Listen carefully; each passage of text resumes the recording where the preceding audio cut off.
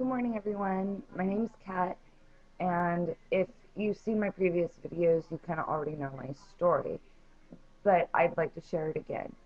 Um, on February 29th, 20, 2012, there will be a World Disease Day. A Rare Disease Day here in the United States. And fibrous dysplasia is pretty rare. My story kind of began the on August 17th of 2006. Um, I began falling a lot at work prior to August 17th, and I was just falling, lots of pain. I was waking up in the middle of the night, sweating. I couldn't sleep a lot through the night, things to that effect. Well, one day at work, oh, and I was a runner. That was another thing. I was running a lot. It was something I enjoyed. And I had just discovered that I really, really, really enjoyed it. Pardon me, it's really early in the morning for me. It just now turned 7 o'clock, and I am not a morning person. That's why my hair looks like this. Anyway, um,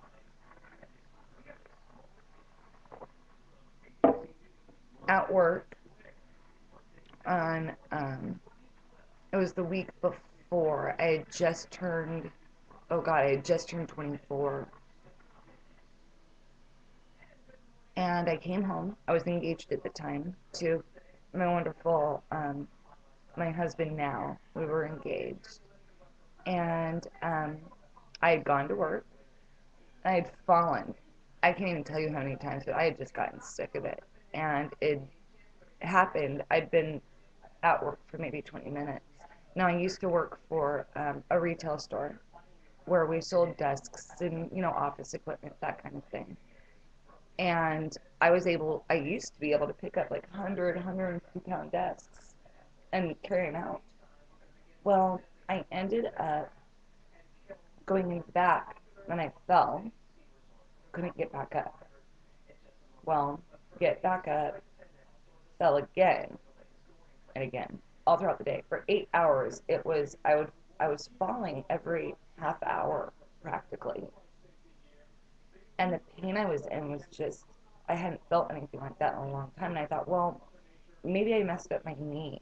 We had gone to the beach beforehand, and I just figured, well, maybe I messed up my knee, because that's where the pain seemed to be. Well, I ended up going home.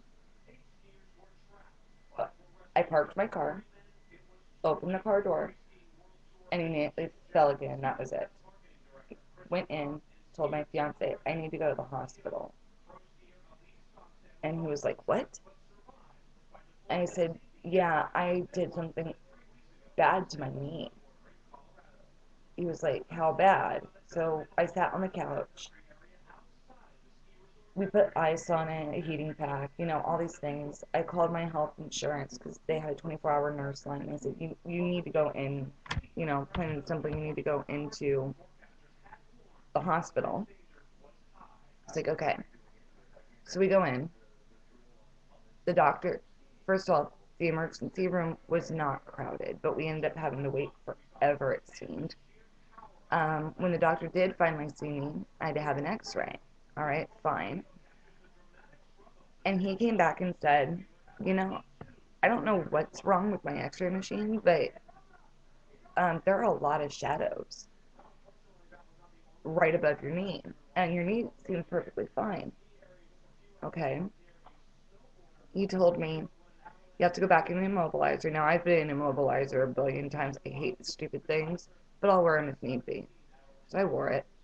So you need to call your primary doctor and go from there.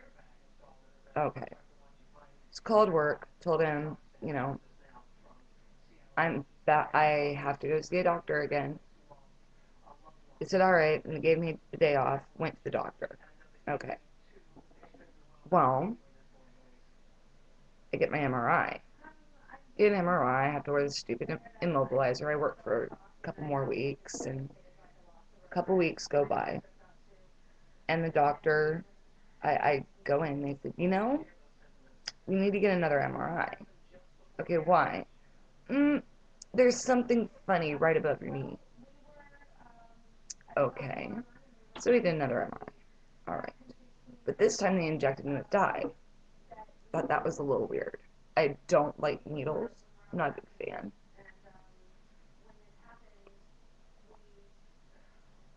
I mean, shoot, giving blood makes me pass out. So then we go back, do the MRI. I still work.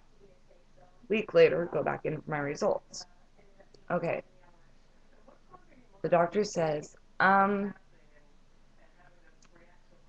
we found a lesion. It's right above your knee. It looks like it's in your femur. Okay. What kind of lesion? What does this mean? Now, remember, I had a friend of mine pass away February 17th, 2006 from testicular cancer. He was 25. He was too young to have testicular cancer, so they never took him seriously. He went to 4 different doctors before the 5th one told him, you have stage 4 testicular cancer. You're going to die. He lived for 2 years. So what ended up happening was my doctor is telling me, well, it's probably just Baker's cyst. It's nothing to worry about. Nothing to worry about. Nothing to worry about. That's exactly what they told Shane. No, screw you. I want a second opinion. I demanded that second opinion. Well, sure enough, it's a tumor. And it's my entire femur. It's the entire thing. So we ended up, I was back in the immobilizer. We had to do an MRI again that day.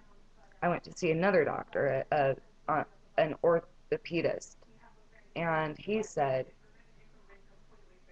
I don't know what I'm looking at 100%, but you need to prepare yourself. You probably have cancer. Okay, I just had a friend pass away. I lost it. You're 24. You're engaged. You're working for a fairly decent amount of money. You have insurance. Okay, well, now what? A few months go by. I'm going through every test you can possibly imagine. And they finally get me in to see an orthopedic oncologist in San Francisco, who was wonderful. Okay, he still is. He's one of my favorite people in the world. Well, he tells me on October 24th of 2006 that I probably don't have cancer. It's not the appearance of anything that's cancerous, but it's something he's not sure.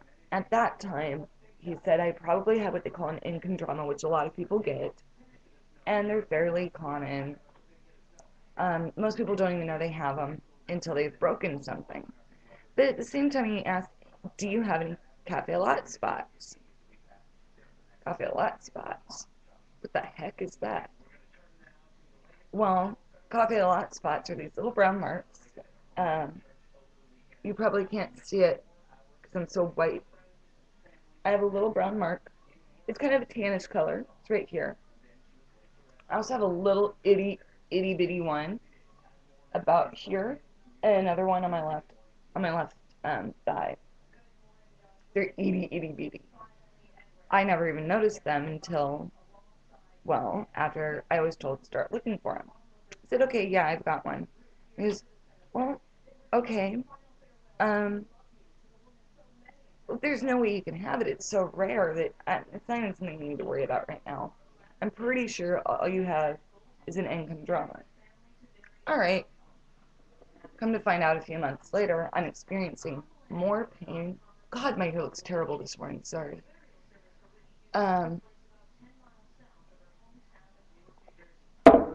have to wrap this up. I've got like 5 more minutes. Uh, Come to find out that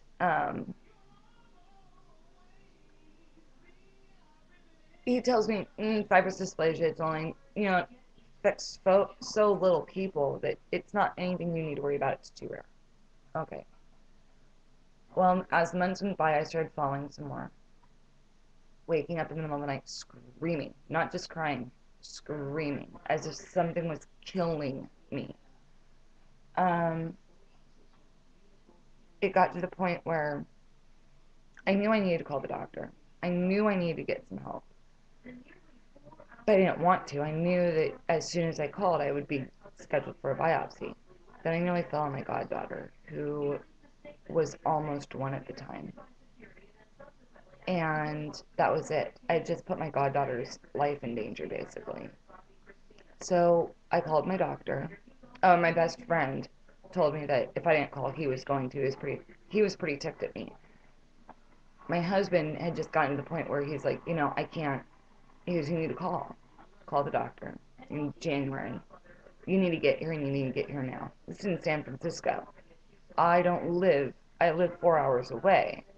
Okay, why?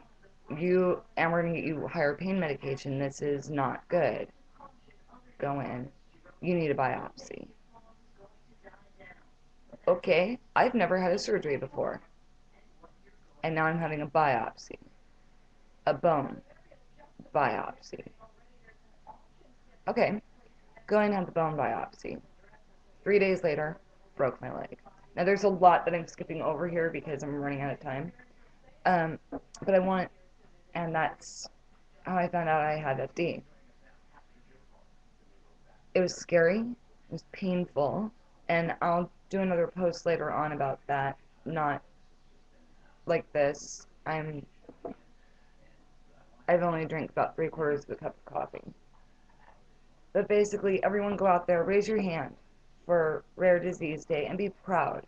The FD community and rare disease community, we're all kind of kind. We know how it goes, man. Um, you go in somewhere and you tell them about your disease, and it sounds completely made up, especially with FD, and all of my FD diagnosis, all that could have been avoided, had the record of me hitting puberty at the age of 6.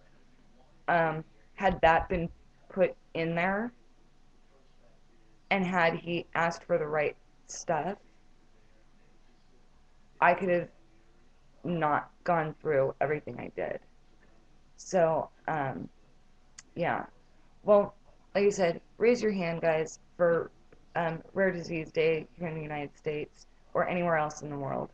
I'll post more later. I'm just so tired. And if none of that made sense, I'm sorry. Like I said, only about 3/4 of a cup of coffee. Love y'all. Bye.